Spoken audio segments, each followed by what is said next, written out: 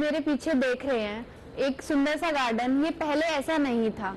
ये एक dumping area था जहाँ पर बहुत सारे वेस्ट चीजें इकट्ठा होती रहती थी। पहले एरिया काफी बंद रहता था, यहाँ पर किसी का आना जाना नहीं था। बस जो मेंबर्स यहाँ पर काम करते हैं वो यहाँ का वेस्ट मटेरियल जो भी होता है वो सब यहीं पे इकट्ठा कर देते थे। फिर एक दिन हमने अपने सिलेबस में किचन गार्डनिंग के बारे में पढ़ा। उसमें बताया हुआ था कि किस प्रकार हम अपने पास के छोटे एरियाज में किस तरह से गार्डनिंग कर सकते हैं और उसको ब्यूटीफाई कर सकते हैं। फिर जब मैंने और मेरे दोस्तों ने इस एरिया को देखा तो हमने सोचा क्यों ना हम इस एरिया को यूज करें और इसे कुछ ब्यूटिफिकेशन किया जा सके। फिर हमने इस सिलसिले को अपने टीचर्स तक पहुंचाया। हमारे टीचर्स और मेंटोर्स ने मिलकर हमारी इस ब्यूटिफिकेशन में हेल्प की और उन्होंने बताया कि हम किस प्रकार इसको और बेटर बनाया जा सकता है। फिर हमने बहुत सारे आइडियाज कलेक्ट करके अपनी टीम प्रिपेयर करी और उसके बाद इस मुकाम तक हम पहुंचे हैं कि ये इतना ब्यूटीफुल लग रहा है आपको। और भी मैं आपको बहुत कुछ बताना और दिखाना चाहती हूँ कि किस तरीके से हमारी ये पूरी जर्नी रही, किस एक डंप एरिया से हम ये इतना सुंदर गार्डन बना पाए हैं जिसको जो आज सेंटर ऑफ अट्रैक्शन बन चुका है हमारे कॉलेज का।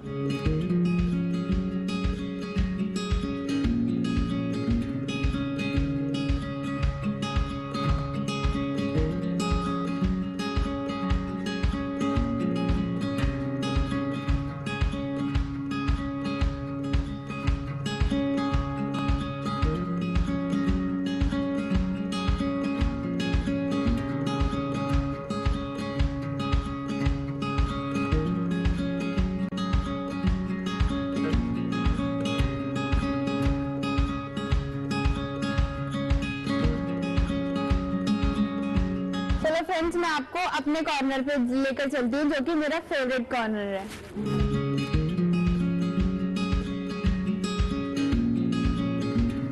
तो गाइस, हम पहुंच चुके हैं मेरे फेवरेट एरिया पे। यहाँ पर बेसिकली मॉस्किटो रेपेलेंट प्लांट्स हैं। आप सबको पता ही होगा कि दिल्ली एनसीआर में बहुत ज्यादा मॉस्किटोज की प्रॉब्लम है और हमारे कॉलेज में तो अक्सर हमें ये प्रॉब्लम फेस करनी ही पड़ती है। यहाँ पर बहुत सारे मॉस्किटोज और इंसेक्ट्स आ जाते हैं। तो मैंने और मेरे फ्रेंड्स ने सोचा कि क्यों ना हम मॉस्किटो रेपेलेंट प्लांट्स का यूज करें ताकि हम मॉस्किटोज से होने वाली बीमारियां जैसे कि डेंगू, चिकनगुनिया एक्सेट्रा से बच सकें। तो हमने यहाँ पर मैरीगोल्ड के प्लांट्स यूज किए हैं और भी बहुत सारे प्लांट्स अवेलेबल हैं लाइक लेमन ग्रास, स्ट्रॉबेरी, लेकिन हमने फर्स्ट प्रेफरेंस मैरीगोल्ड को दी है क्योंकि ये इजीली सबके पास अवेलेबल होता है। तो जो लोग हमसे प्रभावित होकर अपने घर पर यूज करना चाहे तो वो ये वाले प्लांट्स यूज कर सकते हैं। यहाँ पे हमने 2 वेराइटीज के मैरीगोल्ड प्लांट्स यूज किए हैं, एक जो कि जिन पर रेड कलर के फ्लावर्स आते हैं और जो दूसरे उन पर येलो कलर के फ्लावर्स आते हैं। हमने इस एरिया को प्रिपरेशन करने के लिए पहले एक कंपोस्ट बनाया ताकि हमारे प्लांट्स में सभी टाइप के मिनरल्स हों और हमारे प्लांट्स अच्छी तरह ग्रो करें। तो हमने इस सॉइल में वर्मी कंपोस्ट एक्सेट्रा यूज करके एक कंपोस्ट तैयार किया और ये प्लांट्स लगाए। हमने प्लांट्स के लिए सीडलिंग्स भी डाली और कुछ पौध भी तैयार करी और उसके बाद इन पौधों को यहाँ पर लगाया गया। अभी आपने मेरे कॉर्नर के बारे में जाना, अभी आगे बहुत कुछ है आपको जो दिखाया जा सकता है। तो मेरी एक फ्रेंड जिसका नाम इशिता है वो आपको आगे की जर्नी के बारे में बताएगी। So thank you Anshika. So मैं इशिता अब आपके सबके सामने हूँ। अब मैं आगे की जर्नी आप सब मेरे साथ चलेंगे। तो चलते हैं हम अपने गार्डन की तरफ। सो ये है हमारा गार्डन। जैसा कि आप सब जानते हैं और मेरी दोस्त अंशिका ने बताया आपको कि हमारा ये गार्डन एक बेकार एरिया था जिसे हमने अपने सब्जेक्ट के थ्रू में हमारा अप्लाइड लाइफ साइंस में हमने किचन गार्डनिंग पढ़ा। तो हमने ये सोचा कि क्यों ना हम अपने पुराने एरिया को कुछ नया बनाएं और हमने अपने इस गार्डन को सेंटर ऑफ अट्रैक्शन बनाया। सो अब हम चलते हैं अपने एरिया की तरफ। ये है जैसे कि आप देख सकते हैं हमने पिज्जा गार्डन बनाया है। एक पुरानी चीज से नई चीज बनाने की कोशिश करी है। ये हमारा केल है, ये हमारा ग्रीन लेट्यूस, रेड लेट्यूस, इन सब से हमने अपना एक न्यूट्रिशन पिज्जा गार्डन बनाया है। और हमने अपने ऑर्गेनिक और ऑरिगेनो वगैरह के सबके सीड्स डाले हैं, पर अभी वो हुए नहीं हैं।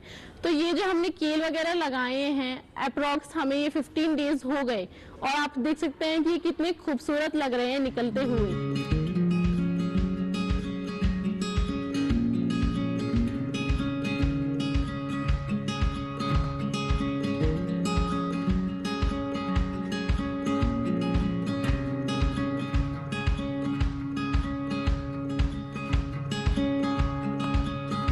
पास भी 3 गार्डन है, जैसे कि मेडिसिनल गार्डन, डेकोरेटिव गार्डन और स्ट्रॉबेरी गार्डन। तो हम मेडिसिनल गार्डन से स्टार्ट करेंगे।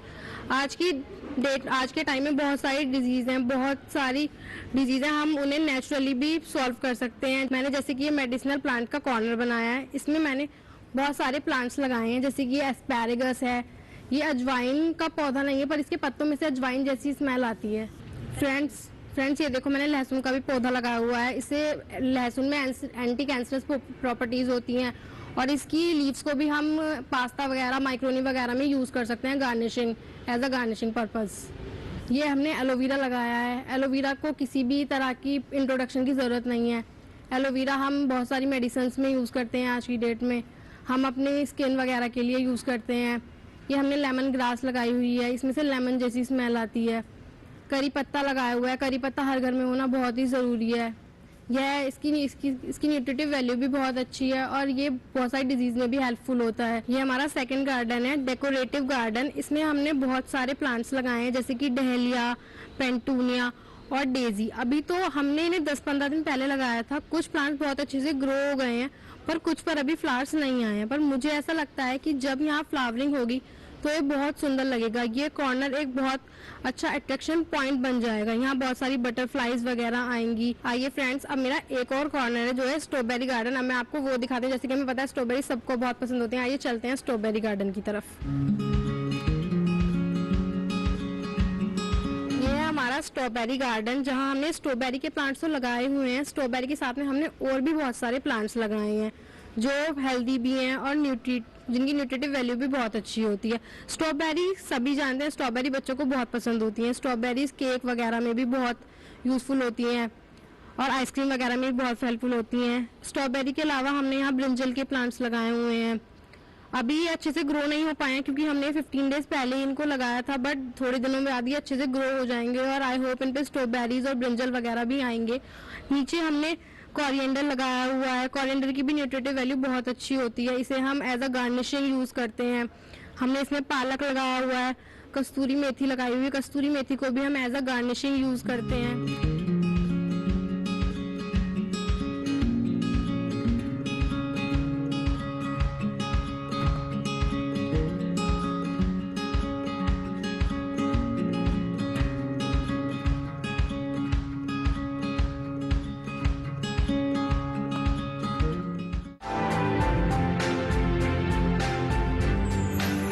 डिजिटाइजेशन के इस दौर में कुछ भी नामुमकिन नहीं है। न घर बैठे देश विदेश में ट्रेडिंग करना, न नए लॉन्च हुए एप्स और टेक्निक्स के बारे में जानना। जरूरत है तो बस ई लर्निंग की। डिजिटल करेंसी है वो ब्लॉकचेन टेक्नोलॉजी पर आधारित होगी। क्या है ये टेक्नोलॉजी? डिसेंट्रलाइज्ड टेक्नोलॉजी है जिसमें जो भी आप काम करते हैं, जो भी आप इसमें ट्रांजैक्शंस करते हैं, वो ब्लॉक के अंदर जाकर आपकी स्टोर होती है। सिस्टमैटिक इन्वेस्टमेंट प्लान में किस तरह से इन्वेस्ट किया जा सकता है? हम कोई इन्वेस्टमेंट करते हैं म्यूचुअल फंड के अंदर में, तो वहाँ पर हम एक प्लान चूज करते हैं, SIP जिसको हम बोलते हैं। आज हम आपको बता रहे हैं ई श्रम योजना के बारे में। तो देखते हैं क्या है ये योजना और कैसे उठा सकते हैं आप इसका लाभ। देखिए डिजिटल किसान इस रविवार 29 जनवरी शाम 7 बजे और पुनः प्रसारण मंगलवार 31 जनवरी शाम 4 बजे सिर्फ DD किसान पर।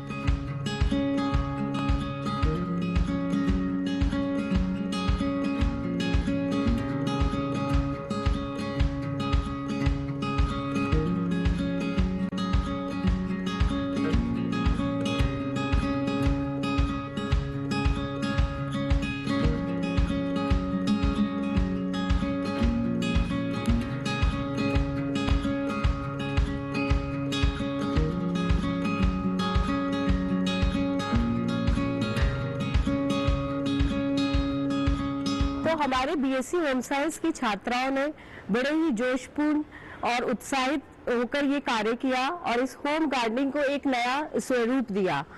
और हम चाहते हैं कि आने वाली जो जनरेशन है और ये जनरेशन जो है इससे कुछ और चीज़ें सीखे। ये तो एक हमारी एक शुरुआती और इनिशियल स्टेप है, लेकिन हम इसमें चाहेंगे कि और आगे भी हम अपग्रेडेशन करते रहें। तो इस गार्डन को ब्यूटीफुल बनाने के साथ साथ उन लोगों ने काफ़ी इसमें मेहनत करी है, हैंड क्राफ्टेड चीज़ें भी जोड़ी है। जैसे कि आप देख सकते हैं यहाँ पे आउल है, पेपर वर्क के साथ किया हुआ है। देन बैनर्स जो लगाए गए हैं जिसके अंदर सारे अलग अलग इन्होंने दिए हुए मेडिसिनल प्लांट्स नाम दिया हुआ है, decorative plants and all that. तो वो सारी चीजें भी बच्चों ने ही करी है। बर्ड हाउस है, पीछे आप देख सकते हैं पूरा चार्ट एंड पोस्टर है जो कि इस गार्डन को बहुत ही एक नई जान और ऊर्जा प्रदान करता है ये पोस्टर। और इसके साथ साथ गार्डनिंग को लेके कि गार्डनिंग क्यों हमारे जीवन और लाइफ स्टाइल में इम्पोर्टेंट है, उसका महत्व क्या है, वो सारी टिप्स और क्यों जरूरी है गार्डनिंग, ये सारी चीजें उन्होंने पोस्टर मेकिंग में, चार्ट मेकिंग में जो है लगा के वॉल पे लगा रखी है, जिससे कि आप पढ़ सकते हैं और समझ सकते हैं उन चीजों को। और इसके अलावा उन लोगों ने बर्ड्स, आउल्स, ये सब चीजें भी करी है और वेस्ट मटेरियल का भी बहुत अच्छे से उपयोग किया। जैसे कि आप पीछे देख सकते हैं वहाँ पे फैन जो कि वेस्ट पड़ा हुआ था, मतलब उसकी जो विंग्स थे उनको उन्होंने अलग अलग प्रकार से जो एक क्लॉक का स्वरूप दिया और वो भी इस गार्डन को एक अलग ही लुक दे रहा है। और इसके अलावा उन्होंने ट्रेस का भी इसमें उपयोग किया हुआ है, वो आप आगे देख सकते हैं। बॉटल्स का, प्लास्टिक बॉटल्स का भी उपयोग किया है जो कि हम रिसाइकलिंग कर सकते हैं अपने वेस्ट मटेरियल की। कैसे हम जो हमारे पास कबाड़ था उसको किस तरीके से उन्होंने उपयोग में लाए हैं और इस होम गार्डनिंग को जो है एक नई जो है जान उसमें डाल दी है इन सब चीजों ने, जो कि घर में भी आप देखते हो या कहीं पे भी कबाड़ की तरह एक जगह फेंक दिया जाता है या रद्दी में निकाल दिया जाता है, लेकिन हम उसको किस तरीके से एक नए तरीके से जो है उसका एक नया लुक ला सकते हैं और उसको हम अपनी गार्डनिंग में यूज कर सकते हैं, वो सारी चीजें हमने यहाँ पे दर्शाने की कोशिश करी है।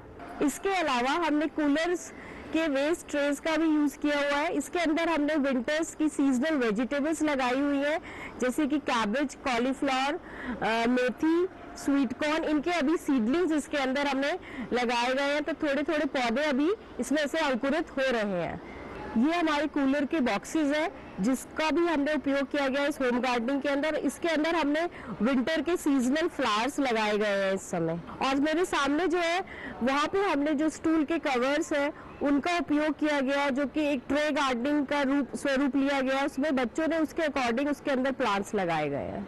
तो आप देख सकते हैं कि इसमें सिर्फ गार्डनिंग या गार्डनिंग का ही नहीं खाली उपयोग हुआ है, खाली प्लांट्स का और इन सब चीज़ों का। इसके अलावा हमने इसमें क्रिएटिविटी भी दिखाई है।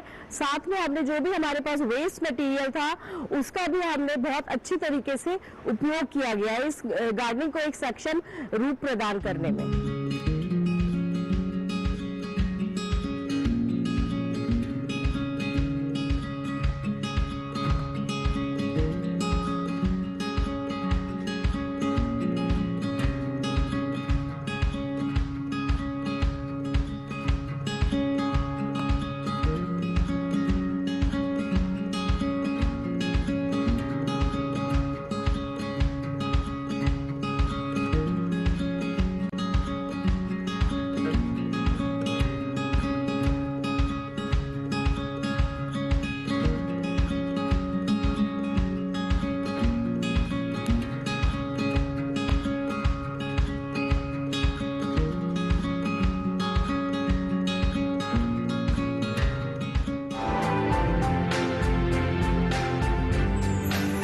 सिंगर का बहुत बड़ा हाथ होता है एक गाने को सुपर हिट करने में।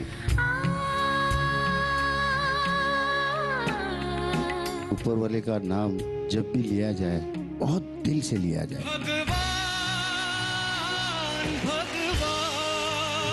मैं तेरे लिए खड़े होकर क्लैप बजाऊंगा। काल के पंजे से माता बचाओ, जय माष्ट भवानी। माँ की दुआएं आसमान को हिला देती है। आज तुम्हारी माँ की दुआओं ने ये स्टेज हिला दिया। जोरदार तालियों के साथ स्वागत कीजिए सोहेल रईस खान साहब का।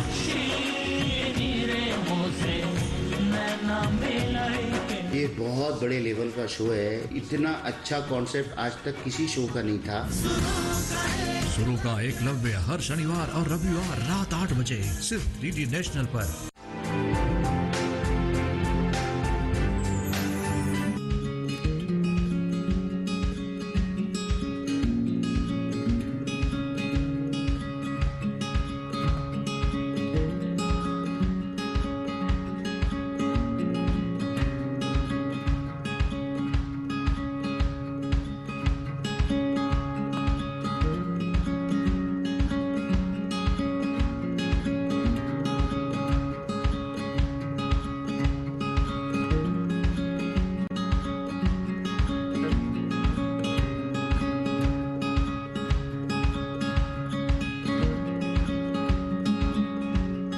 नमस्कार बच्चों, आज मैं ट्रे गार्डन के बारे में सेट करना बताऊंगी। मैंने आप लोग के ट्रे गार्डन्स देखे, अच्छे बने हैं, पर उनमें थीम की कमी है।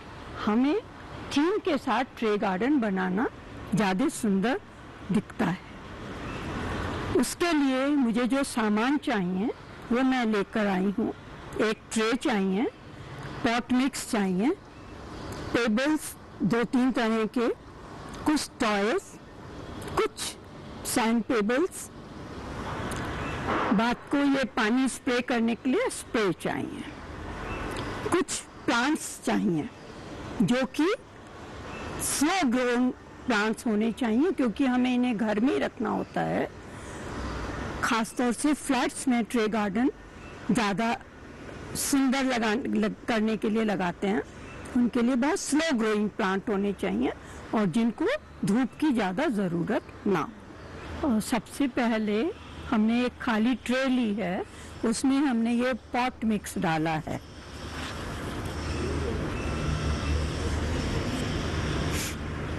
अब हमें इसमें जो भी थीम बनाना है, हम एक तरफ से देखने वाला बनाते हैं तो उसी तरफ हमें सब कुछ लगाना है, और अगर हम चारों तरफ से देखने वाला बनाएंगे तो हम चारों तरफ से टॉयज और प्लांट्स लगाएंगे। और मैं एक तरफ से देखने वाला बना रही हूँ। इसमें हम पहले बड़ी हाइट के प्लांट लेते हैं, फिर छोटी, फिर उससे छोटी। अब सबसे पहले इसमें हमें फ्रंट साइड से फेस किया हुआ ट्रे गार्डन बना रहे हैं, तो हम इसमें पेड़ लगाएंगे। पेड़ लगाने के लिए पहले बड़े पेड़ लगाते हैं, फिर धीरे धीरे हाइट कम छोटे पेड़ लगाते हैं।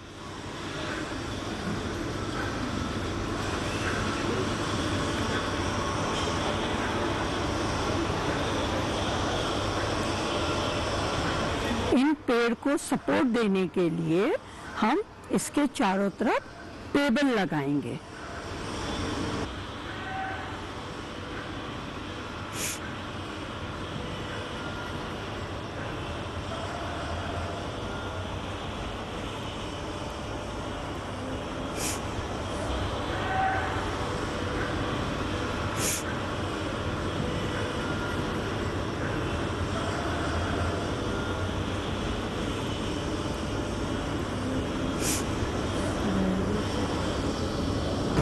सबसे पहले हमने बुद्धा लगाया है।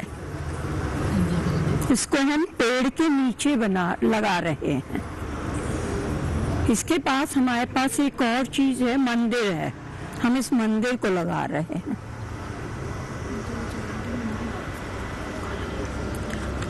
और हमने इसके सामने का डिसाइपल बिठाया है।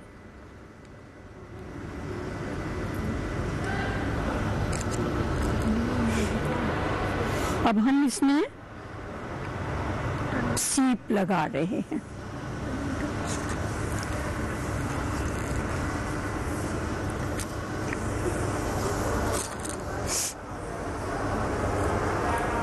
मंदिर के पास हमने शंख लगाया है। अब इसका हम रास्ता बना रहे हैं।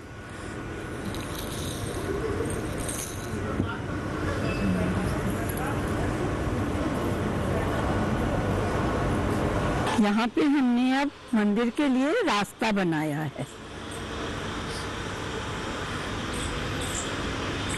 इसमें थोड़ा सा कलरफुल पेपर लगाते हैं जिससे कि वो दिखाई देता है, सुंदर लगता है।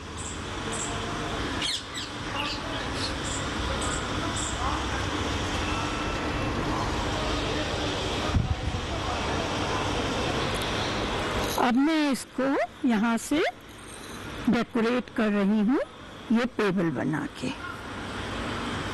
इसमें हम 2 कलर के भी लगा सकते हैं।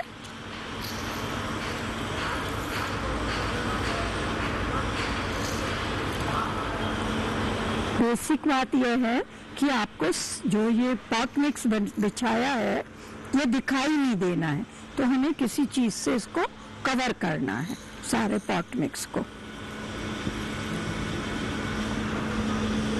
अब मैंने ये फैंस दिखाया था, अब इसको फैंस को हम यहाँ लगाते हैं। एक साइड में यहाँ फेंसिंग लगा देंगे।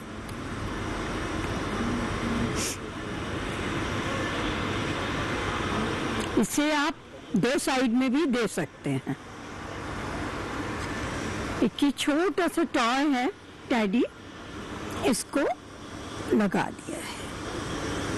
अब हमारे पास यहाँ खाली जगह है जो कि पॉट मिक्स दिख रही है। इसको ढकने के लिए हमारे पास मॉस ग्रास है, हम मॉस ग्रास से इसको ढक देंगे।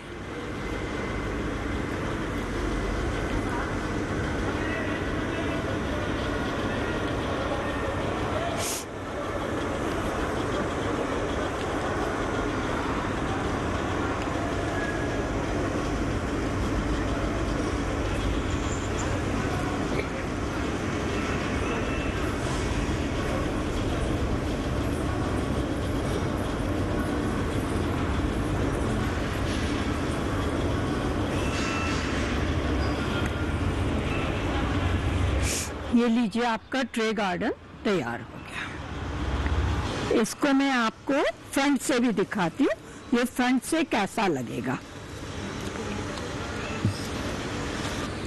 आजकल फ्लैट्स होते हैं, फ्लैट्स में हम बहुत ज़्यादा गार्डनिंग के लिए जगह नहीं होती है, तो हम इस तरह के छोटे ट्रे गार्डन्स बना के घर में हरियाली रख सकते हैं। और छोटे जो कि पौधे शॉर्ट ग्रोइंग होते हैं उनको हमें लगाना चाहिए, जिससे ज़्यादा समय तक वो चल सके।